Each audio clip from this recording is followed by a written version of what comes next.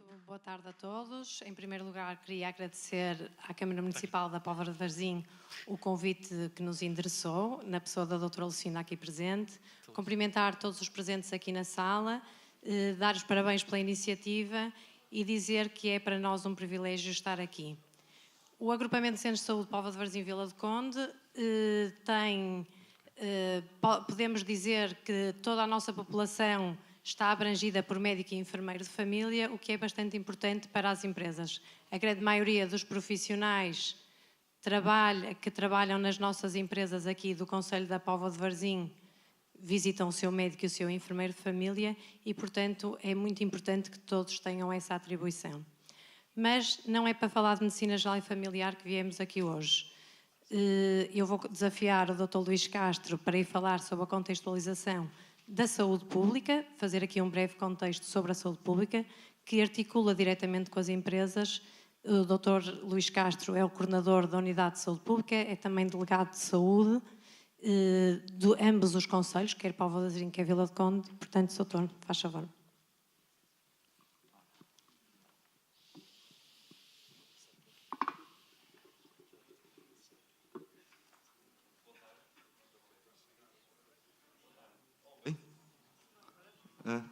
Já está a dar. Muito obrigado. Antes de mais, agradeço o convite para estar aqui a falar perante vós. E eu ia fazer-lhes um enquadramento do que é a saúde pública e como é que se organizam os nossos serviços e como é que nós articulamos com a comunidade e com as empresas em particular. Vou-lhes falar alguma coisa sobre conceitos de saúde pública e também a nossa organização. O conceito de saúde pública, eu acho que frequentemente as pessoas não sabem exatamente o que é. Às vezes confundem com serviços públicos de saúde, outras vezes associam-nos quase exclusivamente à função que conhecem mais, de delegado de saúde, emissor de atestados, de uma série de atividades do âmbito da autoridade de saúde, mas saúde pública em geral é uma coisa mais ampla. Só um breve enquadramento histórico. As populações humanas, ao longo dos séculos ou de milhares de anos, sempre foram confrontadas com uma série de acontecimentos, de situações de saúde que os afligiam. E desde sempre tentaram procurar qual era a causa dessas doenças ou dessas catástrofes que às vezes lhes aconteciam e foram dando sucessivas interpretações. Inicialmente interpretações mágicas, depois eventualmente interpretações divinas, foram dando múltiplas interpretações e em função dessa noção que eles tinham de qual era a causa dos seus males, foram introduzindo medidas para tentar corrigir ou combater esses males enquanto populações. Rituais mágicos com códigos religiosos que não eram mais alguns do que códigos sanitários, portanto, foram evoluindo de acordo com a explicação do que lhes acontecia. Às vezes, a explicação não era a científica correta, mas às vezes resultava. Só para terem um exemplo, malária, que é uma coisa que conhecem, é um nome latino que deriva de maus ares, em latim. Os romanos constatavam que na proximidade de pântanos haviam aqueles ares, aqueles nevoeiros que saíam dos pântanos e iam às comunidades e que associado a isso apareciam as febres. E, portanto, atribuíam aos ares dos pântanos. Não percebiam nada do papel do mosquito, nem de qual era o agente da doença. Mas, com base nesse conceito cientificamente errado, desenvolveram engenharia sanitária no sentido de drenarem pântanos. E, com isso, diminuíram os criadores de mosquitos e, portanto, controlaram de alguma forma a doença, com base numa explicação errada, mas com uma medida coletiva adequada. Ligado às empresas ou ao trabalho, ou isso, também há coisas interessantes, algumas anedóticas. A associação dos estados de saúde e do trabalho das pessoas.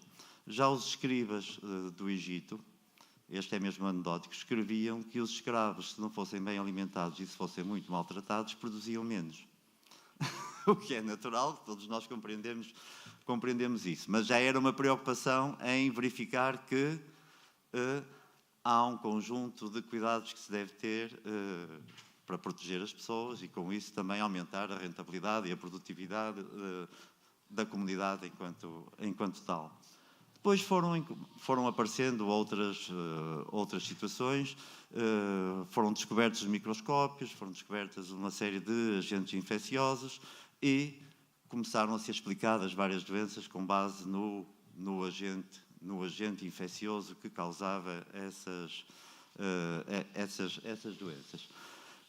Também foram aparecendo outras causas que foram identificando. Aí era o agente, mas também o agente infeccioso animado, mas também outras situações. Por exemplo, não sei se já ouviram falar que a associação do cancro com os alcatrões surgiu no Reino Unido porque era uma doença que atingia os limpa-chaminés. E não era qualquer um. Os limpa-chaminés tinham um que ficava de baixo, o outro que se sentava na chaminé em cima e que tinham um cancro numa zona pouco simpática, tinham com grande frequência cancro do escroto, precisamente pelo contacto constante com o alcatrão da chaminé. E, portanto, já estão a ver que a gente foi descobrindo uma série de causas das doenças, umas por agentes animados, outras por outro tipo de agentes. E as intervenções que foram sendo introduzidas, no caso da saúde pública, foram progressivamente intervenções deste tipo. O que caracteriza, de facto, a saúde pública, em geral, é uma técnica de intervenção, sim, mas palavra-chave é o facto dela ser dirigida às populações e, portanto, é uma intervenção de tipo coletivo e organizado. É isto que caracteriza a saúde pública, em contraponto com a clínica, que é uma técnica de intervenção individual. E, portanto, o que caracteriza a saúde pública são todas as medidas que sejam de tipo coletivo e organizadas, que visam influenciar favoravelmente os estados de saúde nas populações e os seus determinantes, ou causas, ou fatores condicionantes nas populações humanas. Portanto, quando falamos de saúde pública, em geral, a definição é esta. Todas as medidas que visam isto são medidas de saúde pública. Todas são medidas dos serviços de saúde. Grande parte das medidas de saúde pública foram introduzidas por outras entidades, foi com a colaboração de múltiplas outras entidades que fizeram muito pela saúde pública sem ter sequer a colaboração dos serviços de saúde. Portanto, nós estamos numa área que é transversal, que é intersectorial, que tem uma visão estratégica, que articula com os serviços de saúde, mas articula com todas as populações e grupos populacionais, onde quer que eles estejam. Sejam ocupacionais, sejam escolares, sejam outros. Portanto, nós temos essa abrangência em termos de saúde pública. Outra coisa que nos caracteriza é o ser organizado, o que pressupõe que tem que haver um planeamento adequado dessa intervenção. E, portanto, é outra área que nós trabalhamos.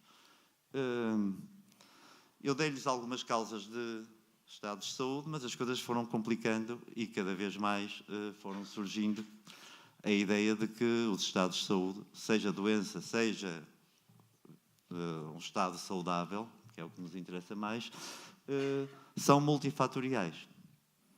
E, portanto, não há uma causa única para nenhum dos problemas. Nós temos sempre deixa-me cá ver. Bom, não. Partimos da pessoa, que nós chamamos de hospedeiro, e como sabem, as pessoas têm diferentes características. Acho que cada um de nós tem a sua genética, tem o seu estado de saúde que já tem. Pronto, há um conjunto de fatores que nos caracterizam e que influenciam a nossa vulnerabilidade para a saúde ou para a doença.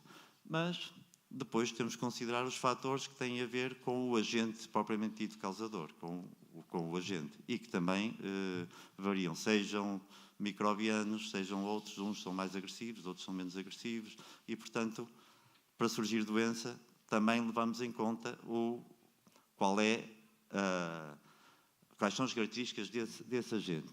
Mas depois também temos o meio. E o meio que propicia este contacto entre o agente da doença e o hospedeiro da doença. E esse meio tanto pode ser do tipo físico, as condições físicas de trabalho, as condições físicas em que as pessoas vivem, mas também o ambiente social, psicológico, cultural, influencia em grande parte o estado de saúde das pessoas e também a atitude das pessoas perante esse estado de saúde. Também mais uma chega. Nós partimos, como eu lhes disse, de um conjunto de causas mágicas, divinas, etc., em que os cidadãos entendiam que era uma parte passiva na sua saúde. O que lhes acontecia era uma fatalidade que era de origem externa, para a qual eles não conseguiam fazer nada. E cada vez mais se tem chegado à conclusão que há coisas que não controlam, mas cada um de nós tem alguma palavra a dizer sobre o seu estado de saúde, sobre os riscos que corre e sobre a forma como faz frente a esses acontecimentos que ocorrem. Um modelo mais complexo, e está aqui, se virem ali em cima, vão ver que as condições de trabalho são também um fator importantíssimo para a saúde das pessoas.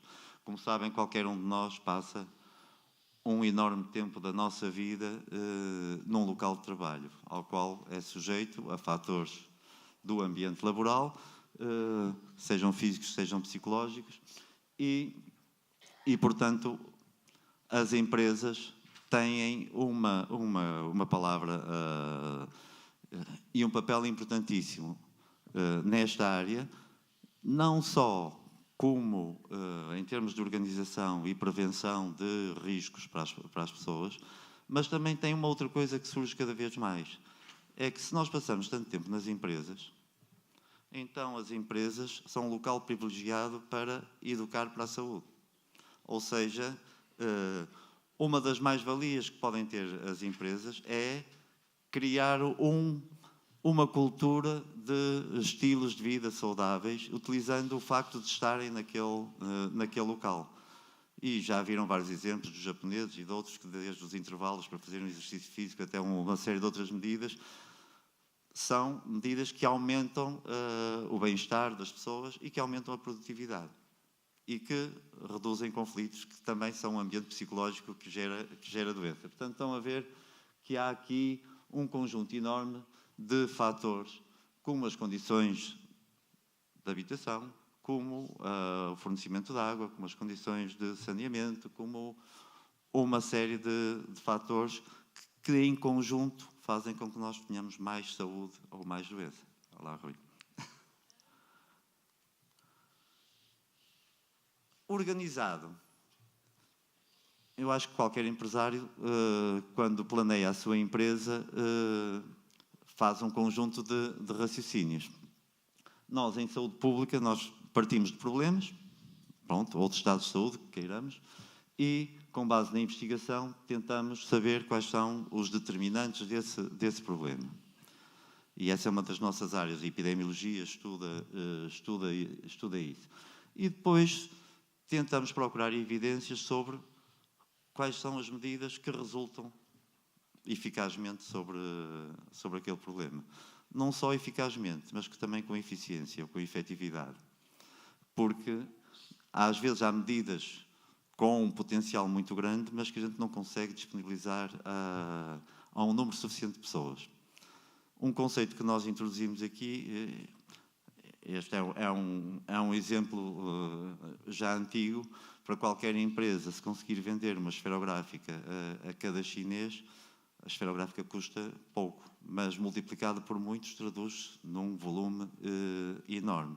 E nós, quando aplicamos em saúde, utilizamos esse conceito de impacto. Às vezes, um pequeno ganho, uma pequena medida, mas que seja multiplicada por muita gente, em termos sociais, traduz-se num grande ganho coletivo. Às vezes estamos à procura de qual é a medida mais cara, mais moderna, e nem sempre essa é a melhor medida de saúde pública. Pode ser a melhor medida individual, mas em saúde pública temos que ter este conceito que é em escala. Percebe? E depois, no nosso contexto, como é que aplicamos essas medidas? De acordo com a nossa realidade, com a nossa população, com a nossa capacidade técnica, financeira, etc. Portanto, estamos aqui a falar de planeamento. Eu não sou economista nem especialista nessa área, mas acho que para a maior parte estes conceitos são comuns. Eu trouxe-lhes isto só para verem algumas das grandes conquistas na área da saúde pública durante o século XX. Os CDC americanos, não sei se conhecem, os Centers for Disease Control and Prevention dos Estados Unidos, no virar do século XX para o século XXI, resolveram fazer uma revisão do século anterior. E quais foram as grandes conquistas de saúde pública nos Estados Unidos durante aquele último século? E vão ver que não estão hierarquizadas por ordem de importância. Foi pedido a vários peritos que fizessem um artigo sobre cada uma dessas medidas. E vão ver que ali a janelinha deslocou um pouco, mas uma das grandes conquistas foi cada vez mais a preocupação com locais de trabalho seguros. A praga dos acidentes de trabalho, das doenças profissionais, começou a merecer uma grande atenção e foi uma das áreas importantes. Outra que também não lhe está associada é a sinistralidade rodoviária. E a sinistralidade rodoviária, enquanto cidadãos, mas muitos enquanto trabalhadores. Muitos dos acidentes de trabalho são na estrada. E, portanto, isto são medidas, estão a ver esta área, não foi a saúde que a corrigiu. Foram medidas de outro tipo. Outras questões que estão ali, como a água potável, ou a água mais segura, ou os alimentos mais seguros e saudáveis, como calculam, também não foram os serviços de saúde que foram lá introduzir isso, foram outro tipo de medidas, ainda que nós participemos nisso, mas foram medidas de outro alcance. Nós temos, pronto, a vacinação, a melhoria dos cuidados de saúde, a promoção do parto em hospital, a assistência às crianças, tudo isso foram medidas que melhoraram muito a saúde, mas se formos ver ali, muitas delas não têm diretamente a ver com a saúde. E uma outra que é muito importante como fator associado à saúde é a educação, é a literacia das pessoas. Eu às vezes dizia às escolas, vocês são promotores de saúde, são profissionais de saúde, porque ao fornecerem essa competência às pessoas estão a melhorar a sua capacidade em termos de saúde. Portanto, nem tudo depende da saúde. E se tudo dependesse da saúde, a espécie tinha-se extinguido há muito tempo. Portanto, depois já a nível mundial, e já na primeira década deste século, a nível mundial ainda temos várias disparidades de países e, portanto, há uma série de outros problemas que continuam a afligir algumas populações e continua a ser uma preocupação mundial. Pronto, não os vou amassar mais com isto. Ia só dar-lhes alguma ideia de como é que se organizam os serviços de saúde pública, que têm um âmbito nacional, regional e local. Porque uma coisa é saúde pública como tal, e já lhes disse que saúde pública tem a intervenção de muitas entidades, mas depois o que é que compete a este serviço que se chama de saúde pública? Essencialmente, nós partimos da identificação das necessidades de saúde das populações onde estamos inseridos e a partir da monitorização do estado de saúde dessas populações, portanto, medindo indicadores de saúde, ocorrência de doenças ou de incapacidades, e usamos a investigação e a vigilância epidemiológica para conseguirmos ter uma caracterização mais rigorosa desse fenómeno. Mas também utilizamos estas ferramentas para a avaliação de impacto, ou seja, as medidas estão a resultar ou não estão, com que impacto? É preciso alterar ou não é? E, portanto, isto compete-nos. Distribuímos-nos, neste contexto, em 4 áreas principais. de planeamento em saúde, de proteção e promoção da saúde e de vigilância das doenças infecciosas e emergências em saúde pública e a área da saúde ambiental, vigilância de saúde ambiental. No caso desta Unidade de Saúde Pública, também coordenamos o Centro de Diagnóstico Pneumológico, CDP, e exercemos as funções da Autoridade de Saúde, que é aquelas que as pessoas mais conhecem, e nas empresas conhecem os nossos parceiros quando nos são exigidos, ou as nossas vistorias com outras entidades que nem sempre são agradáveis, mas pronto, tentamos promover a correção de algum desvio que exista. E integramos outras entidades dentro do ACES, como estão ali. No planeamento, fazemos o diagnóstico, o plano local de saúde, a definição de prioridades em saúde. Na área de promoção da saúde temos vários programas, saúde escolar, o programa de saúde oral, do controle do tabagismo, de educação para a saúde em geral, e depois estas alargam mais da vigilância das doenças infecciosas. Nós temos, por um lado, um sistema de vigilância que se chama SINAV, que engloba 60 e poucas doenças que são de declaração obrigatória, pela sua importância, e que desencadeiam um conjunto de intervenções para o controle dessas doenças. Mas depois há uma série de subprogramas dentro disto, de doenças que estão em eliminação, como o sarampo, a rubéola, ou a poliomielite, ou a vigilância das toxinfecções alimentares coletivas, ou a vigilância da legionela, que é uma coisa que tem estado também muito na berra e envolvendo as próprias empresas, a vacinação, etc. Na área da vigilância ambiental, temos um conjunto grande de subprogramas em que participamos, também neste âmbito. Estão a ver as creches, o parque escolar, a água para consumo, os estabelecimentos de apoio social, o programa da legionela também, os extremos térmicos e a prevenção e a proteção das pessoas por esses extremos térmicos, as águas costeiras, na qual participamos com outras entidades aqui presentes, a restauração e bebidas. Temos um outro subprograma aqui, que é o REVIVE, que visa identificar quais são os agentes vetores de doença que existem. Como calculam, se entrar alguém com malária, mas não estiver cá um mosquito, ela não se transmite. Mas se entrar alguém com malária e o mosquito existir, a picada desse mosquito vai transmitir a outros. E, portanto, é importante nós sabermos que vetores é que temos cá. Isto dá-nos uma noção do risco que é importante. Saúde ocupacional, higiene e segurança no trabalho e vigilância de um conjunto de estabelecimentos. Já foi maior, agora é menor, mas continuamos a ter papel na vigilância dos estabelecimentos.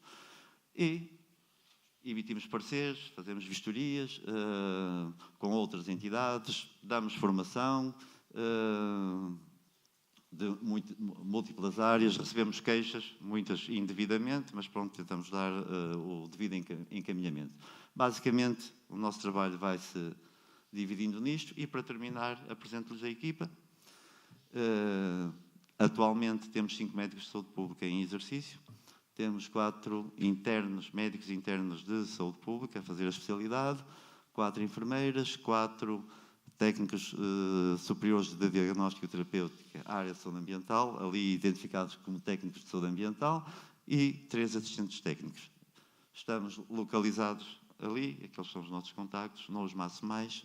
Agradeço a vossa paciência e passo a palavra ao Dr. David, que lhes vai falar. Muito obrigado. Eu convidava então o Dr. David Pérez, que é nosso médico interno, recentemente integrado na Unidade de Saúde Pública. Depois desta contextualização do Dr. Luís Castro, que muito agradeço, ficamos com uma visão mais global sobre a saúde, não a prestação direta de cuidados, que não é para isso que viemos aqui falar desta visão global e a necessidade da identificação e do diagnóstico.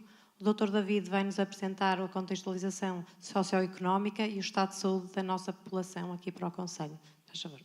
Muito obrigado. Boa tarde a todos.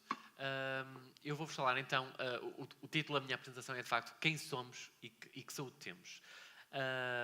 O Dr. Luís contextualizou um pouco o que é saúde pública, o nosso modus operandi, como estamos organizados, mas vocês podem se perguntar, mas como é que nós conseguimos fazer este diagnóstico de situação, não é? Como é que nós conseguimos perceber que indicadores é que existem que nos faz perceber qual é o estado de saúde da população. Eu vou-vos dar alguns indicadores, muito poucos, é uma breve apresentação, existem muitos outros indicadores e que deverão ser adaptados, digamos assim, às áreas de interesse.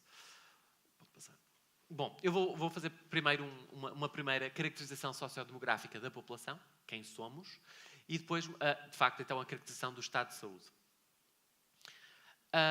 Alerto que estes dados, a maioria deles são agregados pelo ACES. Portanto, são referentes a 2 concelhos, Póvoa de Varzim e Vila do Conde, mas tem aqui 1 ou 2 indicadores que consegui desagregado.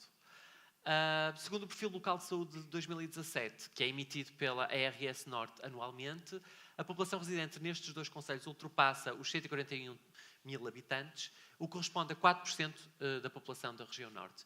E corresponde também, tendo como base de referência o ano 2001 até 2011, um aumento de cerca de 3,7%. As pirâmides etárias.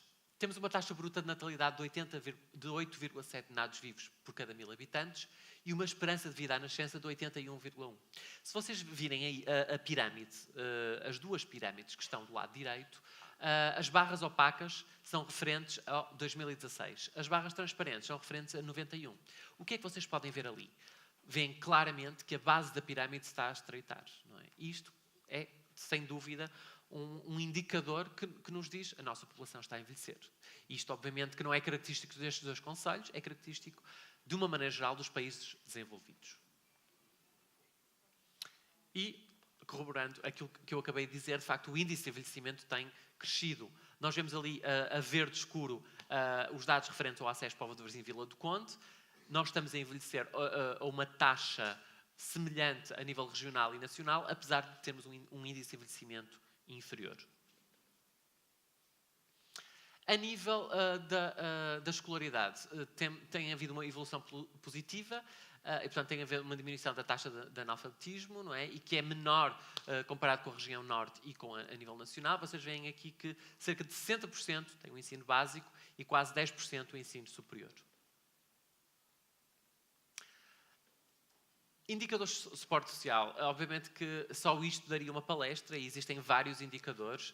Estes são 2 que eu escolhi, que poderemos dizer se foram bem ou mal escolhidos. Bom, é apenas indicadores e todos os indicadores têm as suas limitações. De qualquer das maneiras, a proporção dos beneficiários de rendimento social de inserção tem diminuído nos últimos 6 anos e é inferior à região norte e à do continente, assim como a proporção de pensionistas da Segurança Social, como está assinalado naquelas 2 caixas, a cor de laranja.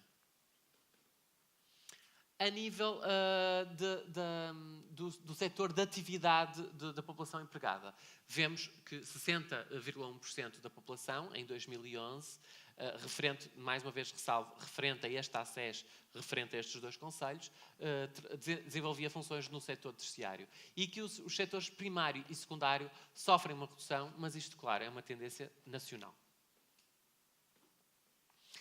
Em relação ao ganho médio mensal de trabalhadores por conta do outrem, um poder de compra per capita ligeiramente superior ao da região norte, mas inferior ao continente, como vocês veem nesta segunda coluna, referente ao ano de 2014. A nível de condições de saneamento básico, e este dado é especificamente da Póvoa de Varzim, vocês veem que toda a população está abastecida por um sistema público de abastecimento de água, quase 90% por um sistema de drenagem de águas residuais, mas somente 7%, portanto, estão conectadas, digamos assim, a estações de tratamento de águas residuais. E isto são dados de 2009, o que significa que já possa ter havido evolução a este nível. Bom, e agora vamos à parte da caracterização. Que estado de saúde é que nós temos? E o azul dos homens desapareceu, ficamos a cinzento, não sei se é bom ou se é mau, mas as mulheres continuam ali a cor de rosa. Ora bem, então, relativamente aos inscritos no ACES, em 2016, com diagnósticos ativos de abuso de tabaco, excesso de peso, abuso crónico de álcool e abuso de drogas, nós vemos aqui neste gráfico, o que é que podemos concluir? Que, de facto, relativamente a estes determinantes de saúde, é superior no sexo masculino e que também é superior aos registados na região norte. E, portanto, os determinantes de saúde têm muito a ver com as escolhas que nós fazemos, não é? E aquilo que nós optamos para a nossa vida, não é? E, portanto, há aqui um potencial de podermos melhorar isto muito grande.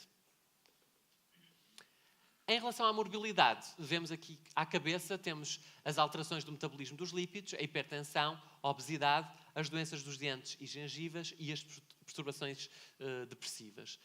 Mais prevalentes nas mulheres, as alterações do metabolismo dos lípidos, a hipertensão e as perturbações depressivas. Taxa de mortalidade prematura padronizada pela idade. Isto é um comboinho, não é? O que é que isto significa? Ora bem, obviamente que nós vamos ficando mais velhos e qual é o risco? O risco aumenta o risco de morrermos, certo? E, portanto, este indicador pretende um pouco corrigir esse viés, digamos assim, fisiológico da probabilidade, quanto mais envelhecemos, mais a probabilidade de morrermos, não é? E, portanto, aqui vemos que este indicador, taxa de mortalidade prematura padronizada pela idade, inferior a 75 anos, vemos aqui então que temos valores superiores ao da região norte para todas as causas de morte e para ambos os sexos. No entanto, esta diferença é muito pouca e não é estatisticamente significativa. Este é o meu último slide dos indicadores. E aqui são as principais causas de morte prematura na nossa população, nestes dois concelhos. No sexo masculino, o tumor maligno da laringe, traqueia, brônquios e pulmões, as doenças cerebrovasculares e as doenças isquémicas do coração. No sexo feminino, além também das doenças cerebrovasculares, o tumor maligno da mama e a diabetes. Então, vamos aos slides resumo. O índice de envelhecimento, apesar de uma tendência crescente, é inferior à região norte. Estamos a envelhecer, é verdade. Esperança de vida à nascença tem aumentado em ambos os sexos, mas é inferior à região norte. O nível de escolaridade melhorou e uma grande maioria da população trabalha no setor terciário dos serviços. O ganho médio mensal dos trabalhadores por conta do trem é ligeiramente superior ao da região norte, mas inferior ao panorama nacional.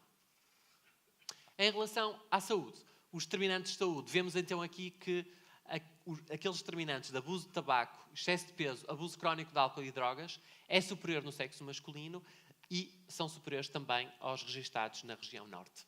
As principais causas de doença são as alterações do metabolismo dos lípidos, a hipertensão arterial, a obesidade, doenças dos dentes e gengivas e as perturbações depressivas. E as principais causas de morte prematura no sexo masculino, temos então o tumor maligno da laringe, traqueia, brônquios, pulmões, as doenças cerebrovasculares, doenças isquémicas do coração. E no sexo feminino, o tumor maligno da mama, as doenças cerebrovasculares e a diabetes. E que a taxa de mortalidade prematura apresenta valores superiores à região norte, no entanto, este valor não é estatisticamente significativo. Deixo-vos aqui com este último slide. Obrigado. Que são os 17 Objetivos de Desenvolvimento Sustentável das Nações Unidas. As Nações Unidas propuseram estas 17 metas que as cidades deverão investir se quiserem crescer de modo sustentável. Cada vez mais esta palavra está nas nossas mentes. Sustentável, não é? Porque, de facto, a nossa população está, apesar da população europeia estar a envelhecer, porque é uma área do planeta basicamente constituída por países desenvolvidos, de uma maneira geral, o planeta tem um crescimento desmesurado de população.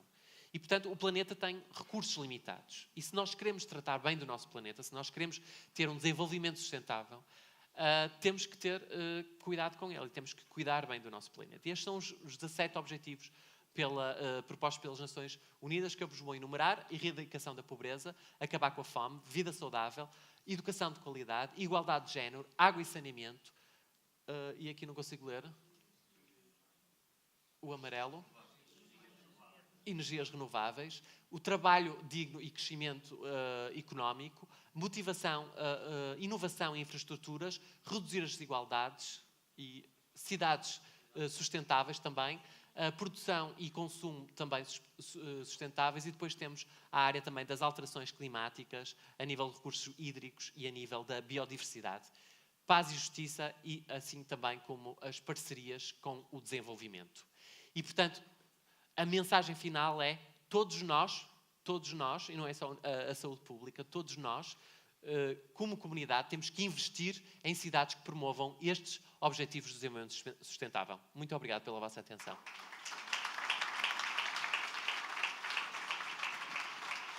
Muito obrigada, Dr. David. Acho que foi bastante claro. Temos aqui a caracterização da nossa população e deixo aqui a mensagem que todos em conjunto temos que trabalhar e é nesse sentido e tem sido assim aqui na Póvoa de Varzim em conjunto e agradecer também, agora que o Engenheiro Baires está aqui presente, toda a colaboração que a autarquia também tem tido connosco e enquanto parceiros, as empresas também como parceiros e é importante conhecer a sua população. Eu pedi agora ao Dr. Paulo Servo que nos falasse sobre a saúde e o trabalho e também o Dr. Paulo Servo é técnico de diagnóstico e terapêutica na Unidade de Saúde Pública, técnico de saúde ambiental. Muito obrigada. Boa tarde. Como já aqui foi dito, a Unidade de Saúde Pública é uma unidade com uma equipa multidisciplinar. Somos profissionais que têm especialidade em várias áreas e trabalhamos em equipa. Em termos de saúde pública nas empresas, o que aqui importa fazer a ressalva é que a segurança e saúde no trabalho constituem uma obrigação legal e social. Sim. Em termos de enquadramento legal, o mais comum, os diplomas legais que nós trabalhamos, digamos, com maior regularidade é o Código do Trabalho e a Lei 102 de 2009, que eu acredito que grande parte das pessoas aqui presentes que também conhecem. É um serviço obrigatório por todas as empresas ou estabelecimentos, incluindo os trabalhadores por conta própria e abrange todas as atividades económicas, nomeadamente estes que eu ressalvo aqui, a indústria, o comércio, os serviços, a agropecuária e construção civil. Claro que se calhar teremos mais intervenção em alguns campos do que noutros, mas no entanto, estes são aqueles que nós habitualmente prestamos algum tipo de apoio.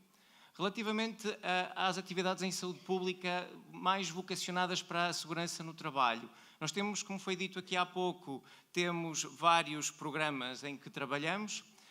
Por exemplo, o Programa de Vigilância Sanitária de Águas de Consumo Humano. Como todos sabem, temos que garantir uma água potável para a população, mas também, enquanto saúde pública, não nos interessa só a parte analítica. Também temos que perceber como é que essa água é armazenada, como é captada, como é que chega até nós. Nós temos um programa em que fazemos essa avaliação. Desde a proteção sanitária das captações, salubridade da zona envolvente, a ventilação do espaço, se é ou não suficiente, controle de pragas se está assegurado, porque se tivermos um reservatório a céu aberto, como devem imaginar, a água deixa de ser própria para consumo. Relativamente ao programa de vigilância das águas balneares e costeiras, nós também trabalhamos com outras entidades, como também aqui já foi dito. É um programa um tanto ou quanto mais complexo. Fazemos uma caracterização e avaliação das zonas envolventes, verificamos a salubridade das praias, a segurança, que infraestruturas de apoio é que existem, identificamos as fontes poluidoras, avaliamos a qualidade das águas balneares por intermédio de análises microbiológicas e temos um programa que também acredito que seja de conhecimento geral, que é o programa da Bandeira Azul, que trabalhamos também em parceria com a APA e fazemos vistorias, a Agência Portuguesa de Ambiente, no sentido de perceber como é que as nossas praias se encontram a cada ano. Relativamente ao programa de vigilância sanitária de piscinas, aqui basicamente avaliamos também a qualidade da água para consumo humano, mas também avaliamos as infraestruturas enquanto espaços físicos. Verificamos se eventualmente a maquinaria está adequada às funções àquela que foi predestinada no início, se a manutenção é feita, se existe um controle assíduo de registros que o Departamento de Saúde Pública nos solicita a cada período e verificamos também se a manutenção dos espaços e da maquinaria se é também tida em conta.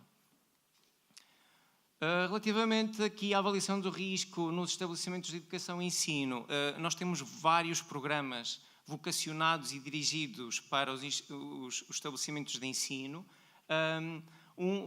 Este, em concreto, o que estamos aqui a falar é mais numa análise geral às instalações. Tentamos, numa única vistoria, avaliar todos estes parâmetros. Rede de saneamento, por incrível que pareça, ainda temos escolas que não têm ligação à rede pública, escolas que ainda não estão abastecidas à água da rede pública.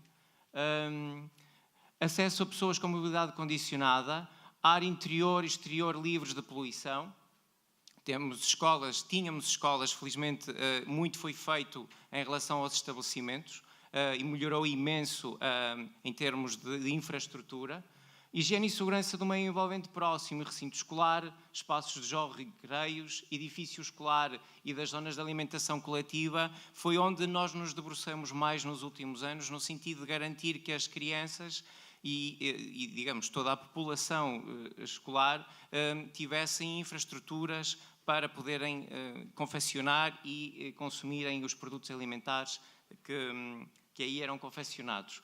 Relativamente ao Programa Local de Saúde Ocupacional, este sim é muito mais vocacionado para as empresas. É um programa de diagnóstico de estrutura empresarial, ou seja, faz-se um diagnóstico da estrutura empresarial, da demografia laboral e a patologia do trabalho, vigilância da organização e funcionamento dos serviços de saúde, ali também uma questão importante, a vigilância epidemiológica das doenças profissionais, verificação das boas práticas de saúde ocupacional através de auditorias e vistorias, algumas combinadas, outras surpresa, colaborar com entidades na prevenção de riscos profissionais e na promoção e educação nos locais de saúde de trabalho. Um tema importante, o controle de legionela. Este assunto, creio que é transversal a todos os que estão aqui presentes nesta sala. É uma infecção causada pela entrada da bactéria Legionella pneumófila no sistema respiratório, multiplica-se facilmente em ambientes úmidos e quentes. Temos dois tipos de reservatórios, os artificiais e aqueles que consideramos naturais. Quando nos reportamos para os artificiais, estamos a falar, por exemplo, de piscinas, estaremos a falar de termas, estaremos a falar de fontes ornamentais, estaremos a falar, por exemplo, de sistemas de ar-condicionado e os naturais rios e lagos. Em termos de contágio e sintomas, acontece quando alguém inspira uma gotícula de água suspensa no ar. Vamos imaginar um cenário hipotético, vamos na rua, passamos por uma fonte ornamental que não tem o devido tratamento e aquela nébula que se cria da fonte é o suficiente para contaminar toda uma população que por ali passe. Além de que temos as condições atmosféricas que também podem fazer com que a dispersão dessas gotículas atinja outros locais e outros espaços. Relativamente ao período de incubação, estaremos a falar entre 2 a 10 dias e a infecção da legionela não se transmite de pessoa para pessoa, nem através da ingestão de água contaminada.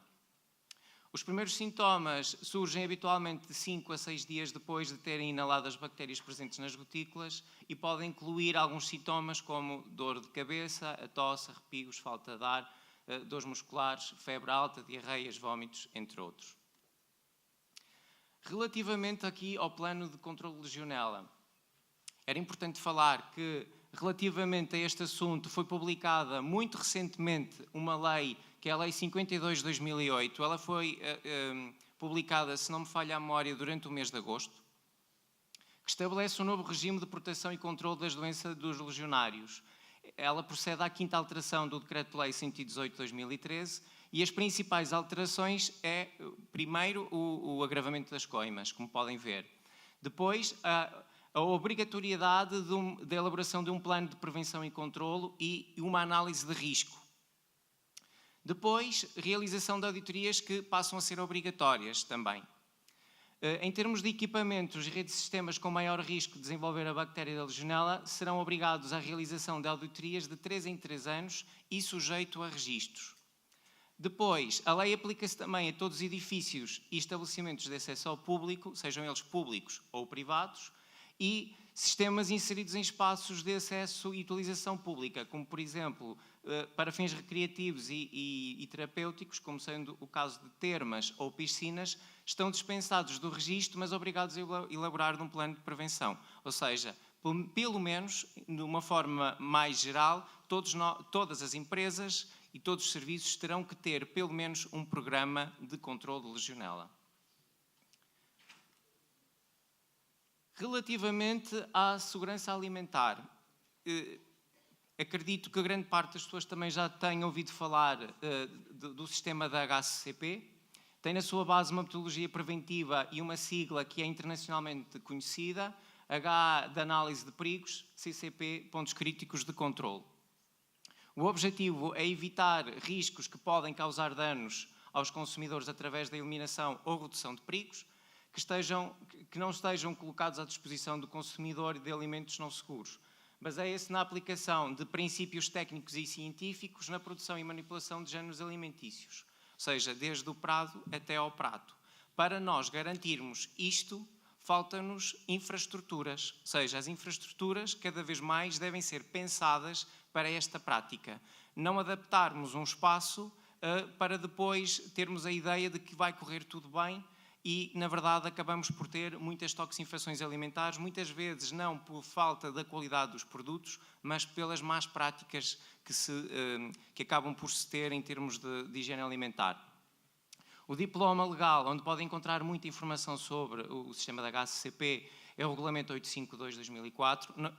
Não é o único, mas este é aquele mais genérico que abrange grande parte da segurança alimentar. Ele é composto também, e aqui eu gostava de fazer ênfase a esta questão, ele é composto por 7 princípios e 8 pré-requisitos.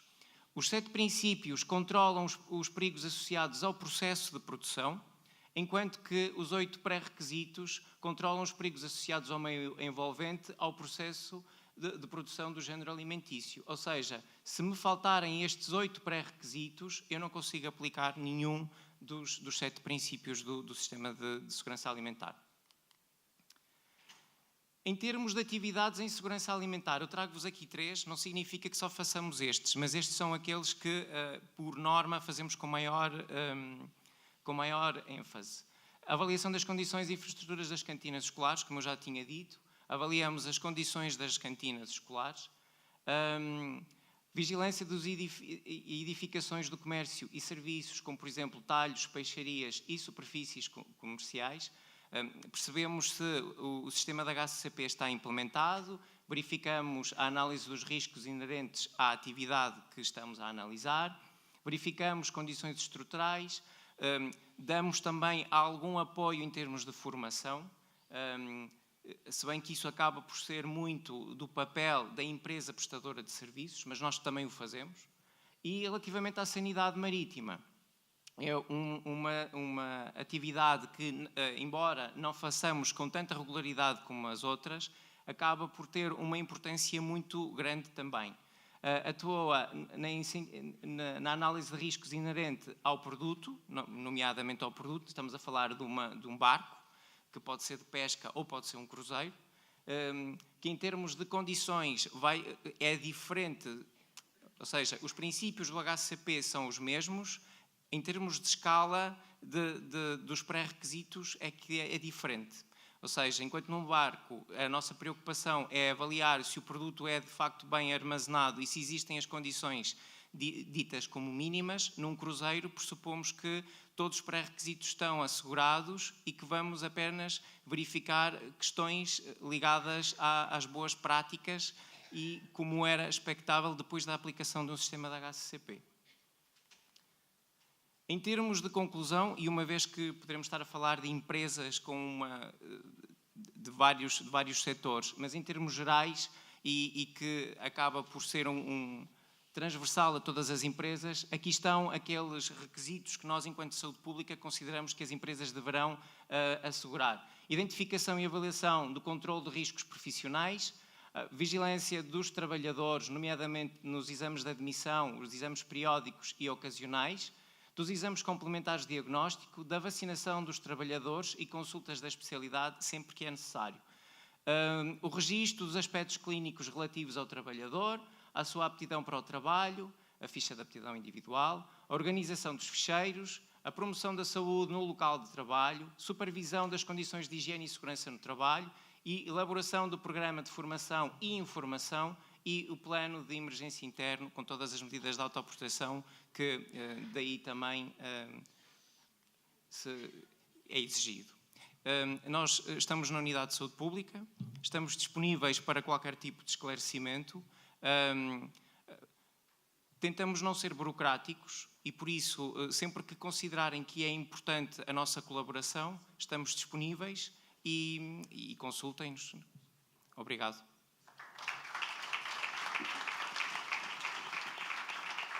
Muito obrigada, Dr. Paulo. Acho que foi bastante claro. Eu não sei se irá haver uma parte para algumas questões, se calhar.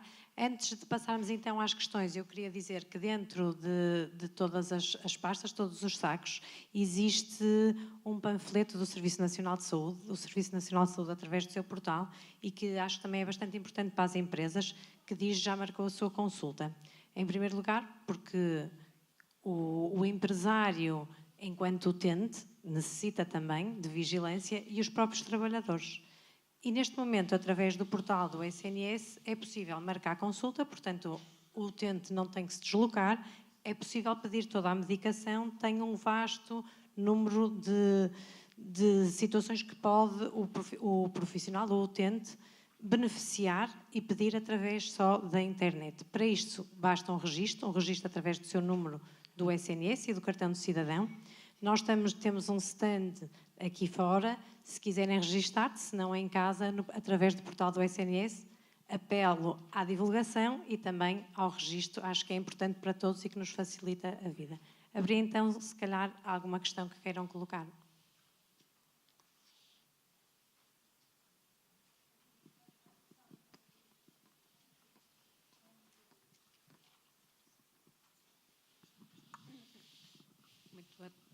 Boa tarde, parabéns pela intervenção. Foi muito pouquinho tempo, mas de qualquer forma eu tirei aqui algumas questões. Falou, por exemplo, na grande diferença da prevalência de determinadas doenças, quer nos homens e quer nas mulheres. Nomeadamente, quanto eu julgarei estarão relacionadas com estilos de vida. Também, por acaso, atendendo à cidade da Póvoa de Varzim e vizinha Vila de Conde, não ouvi falar na doença dos pezinhos. Se há algum estudo, algum acompanhamento dessas famílias, a identificação da prevalência dessas doenças e a prevenção da sua transmissão. Daquilo que pouco sei, julgo que a doença dos pezinhos é uma doença com características genéticas e transmissível e creio que essencialmente, segundo algumas coisas que li, ligadas mais ao sexo feminino que ao sexo masculino. Não sei se essa é a verdade. E enquanto saúde pública e determinadas doenças que foram identificadas como problemas de gengivites, problemas de dentes, que muitas vezes estão relacionadas com poucos cuidados a nível de saúde e pouca proteção na doença que as pessoas têm a nível de centros de saúde, não sei se não haverá outras sugestões e melhores sugestões para que a saúde das pessoas melhore, para que os custos sejam menores e para que todos vivamos com mais qualidade. Obrigada.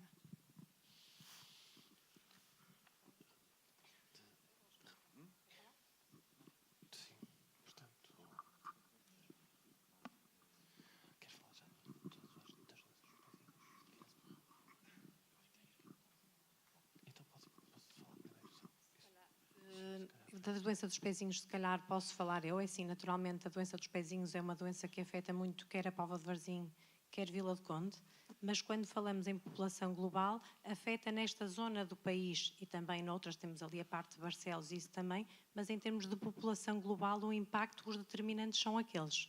Nós temos bastantes registros a nível, viu-se ali do tabaco e da parte do álcool, temos um registro muito grande a nível dos nossos cuidados primários, as nossas unidades registram muito, e por isso quando se procura também se encontra. E, portanto, nós temos, o Dr. David começou por referir que temos altas taxas também de registro de conhecimento da nossa população, dos nossos utentes. Nós temos uma taxa de utilização dos nossos serviços nos últimos 3 anos de cerca de 95%. Portanto, 95% da nossa população dos 2 concelhos, quando estou a falar, falo sempre dos 2 concelhos, porque é um agrupamento, visitou pelo menos uma vez o agrupamento de centros de saúde. Teve pelo menos uma consulta. Quando tem essa consulta, há essa identificação. Em relação à doença dos pezinhos, novamente, e voltando, ela tem legislação própria, há legislação e há um apoio próprio. Nós temos muita articulação com o Hospital de Santo António, com o Centro Hospitalar do Porto. Há alguns benefícios que esses utentes usufruem, nomeadamente na medicação. Não temos uma consulta específica, porque todos os utentes têm o seu médico de família, para o qual podem ser referenciados para as várias especialidades e, portanto, neste momento foi algo que existiu até há uns anos, já há bastantes anos atrás já chegou a existir. Neste momento também tem vindo a diminuir, porque também é genético e também há estudos genéticos e também a transmissão, e quando as utentes engravidam também fazem logo esse despiste para que essa situação esteja salvaguardada. Há mais literacia em saúde, mais informação, mas existem doentes e esses têm que ser cuidados e tratados. Mas há esta articulação. Como toda a população nestes 2 concelhos tem médico e enfermeiro de família, pode ter consultas todos os dias das 8 às 20, há uma maior abertura para a comunidade. Não sei se está esclarecido. Referente, eu tenho o microfone. Referente às patologias que eu referi, portanto, como eu disse, os determinantes de saúde são, de facto, são as escolhas que nós fazemos, não é? E quando eu falo no abuso de tabaco, no abuso de álcool, no abuso de drogas, tudo isso depende da escolha das populações. E, portanto, há uma caracterização destas escolhas que nós fazemos e destes fatores a que nós chamamos de determinantes de saúde, porque podemos fazer alguma coisa melhorando, e como a doutora Judite já referiu, melhorando a literacia da população, não é? E de facto, podendo transmitir a mensagem dos riscos que a população toma ao tomar esses estilos de vida não saudáveis, não é? Relativamente à outra tabela que eu apresentei, relativamente à morbilidade, eram, portanto, aqueles os 5 diagnósticos mais prevalentes. Não é? Portanto, de facto, a paramiloidose é uma doença que atinge esta área geográfica. No entanto, vendo o bolo total, é uma pequena proporção. Portanto, eu falei somente daqueles que são mais prevalentes e que, como referiu muito bem, muitos deles têm a ver com estilos de vida, não é? A alteração tem outras componentes, também pode ter componentes genéticas, mas a alteração, por exemplo, a alteração do metabolismo dos lípidos ou a diabetes tem a ver com estilos de vida, não é? Também, não é? É isso.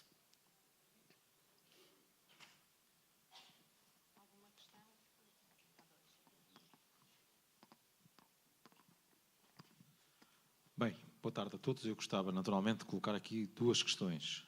Em primeiro lugar, percebemos, por aquilo que nos foi dito pelo Sr. Delegado de Saúde, do controle que é feito, quer sob o ponto de vista dos equipamentos públicos, quer sob o ponto de vista daquilo que é a oferta pública para todos aqueles que vêm à Póvoa, no sentido de perceberem que tudo está de acordo com a legislação e há um controlo para que as pessoas acreditem e que possam vir usufruir dos nossos equipamentos. E, nesse sentido, digamos que podemos, de alguma forma, estar todos sossegados. Uma nota de um erro que tinha ali é que todo o sistema de tratamento de águas residuais, quer do Concelho da Póvoa, quer do Concelho de Vila do Conde, são encaminhados para estações de tratamento, ou seja, aqueles 7% que ali apareciam, penso que são dados de 2009. 2009, eu referi isso, que eram Estamos dados de 2009, em 2018, sim. Pode induzir em algum erro e é importante que se perceba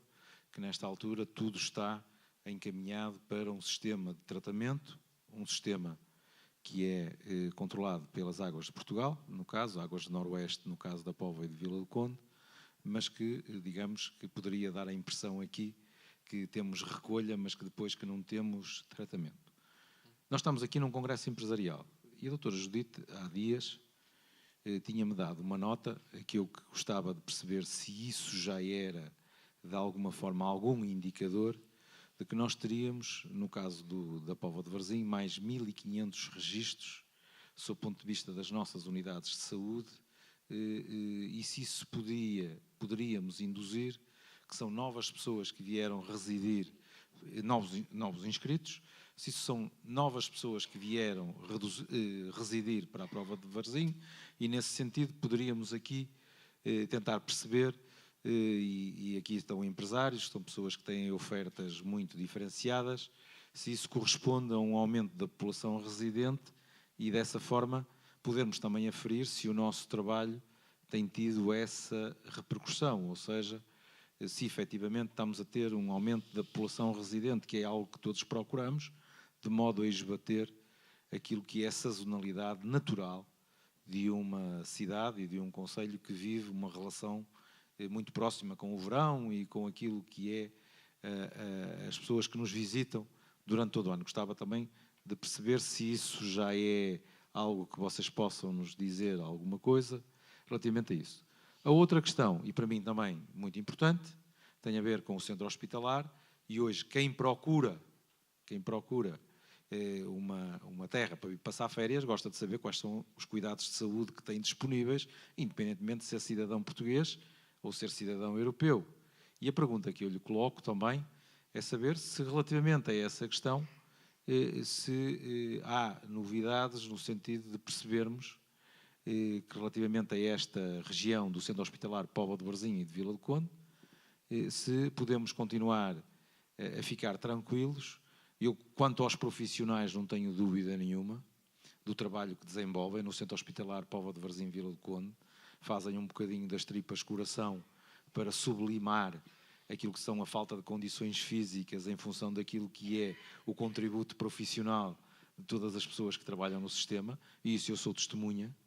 Sou testemunha porque se há coisa que a mim não recebo reclamações, não recebo queixas, é do funcionamento do centro hospitalar e dos profissionais que lá estão, bem como das unidades de saúde familiar, que sabemos bem daquilo que é a avaliação que é feita do trabalho dessas unidades de saúde, mas também gostava de saber, em termos de perspectiva daquilo que é o acesso e daquilo que é os cuidados de saúde primários, que é um outro nível, se há alguma perspectiva ou se têm alguma indicação relativamente a isto, que é muito importante para a vida económica da nossa região.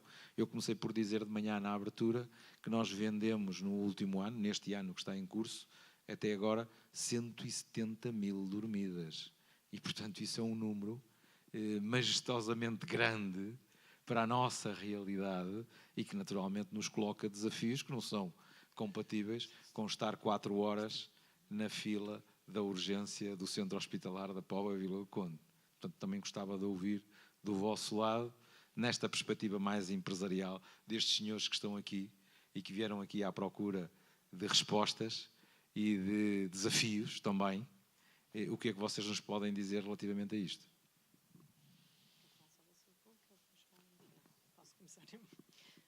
Ora, muito bem. Relativamente àquilo que o engenheiro Aires falou em relação aos 1.500 utentes que falamos outro dia, dizer, o Doutor David apresentou a caracterização, nós temos inscritos no ACES cerca de 150 mil utentes inscritos, mas mostrou que em termos de residentes são 141 mil.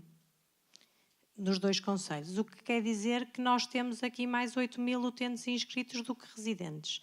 Claro que os residentes é com base num census, o que nos leva a crer que há aqui algum desvio. Isto numa primeira fase, porque falava-se há muito tempo, e eu vim para o ACES em 2009 e tínhamos cerca de 40 mil utentes sem médico e enfermeiro de família.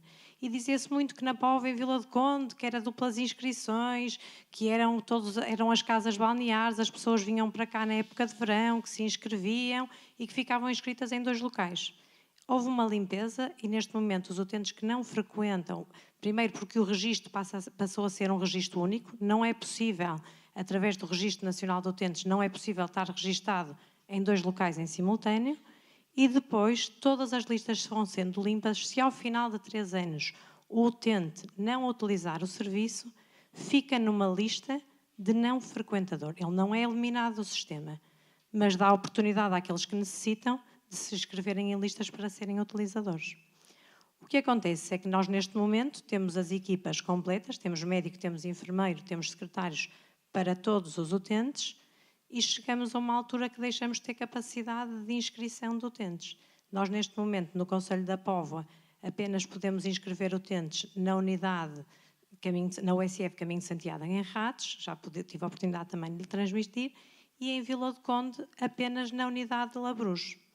Sentimos que isto havia aqui necessidades, os utentes iam procurando, nós não podemos continuar a inscrever utentes, porque há um limite que o médico e o enfermeiro podem aceitar, porque senão não dá uma resposta com qualidade, e decidimos abrir uma nova lista, porque a procura era mais efetiva em Vila do Conde, numa unidade na sede, na USF Aqueduto, que abrimos há cerca de 6 meses. Em 6 meses, a unidade inscreveu 1.550 utentes. Fechou as inscrições esta semana. Estes 1.550 utentes, nós não temos ainda, são residentes em Vila de Conde ou na Póvoa, no agrupamento. Os motivos de vinda para o ACES, que é essa a questão que nos coloca. Regresso, os principais motivos, e vamos agora fazer uma análise mais aprofundada. O regresso de utentes que estavam no estrangeiro e que deixaram de estar inscritos e se calhar passaram a não frequentadores e passaram a voltar a estar ativos. São também muitos utentes brasileiros que vieram residir para o concelho e também muita população jovem que veio residir para casa de pais que tinham aqui uma residência de férias e que optaram por ser essa a sua primeira residência e vieram para a residência. Isto numa percepção global, ainda sem dados efetivos, mas é a percepção em termos de inscrição.